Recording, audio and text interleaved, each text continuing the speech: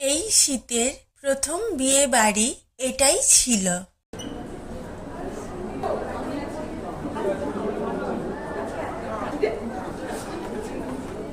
আজকে দাদার বন্ধুর বিয়েতে এসেছি আমরা সবাই মিলে।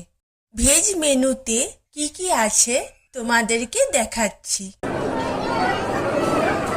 মশালা কুলচা, মেথি আলু, ডাল মাখানি, পনির পাসিন্দা নামের একটা চৌকো শেপের পকোড়া পনিরের, ভেজ ফ্রাইড রাইস আর ফুলকপির রোস্ট।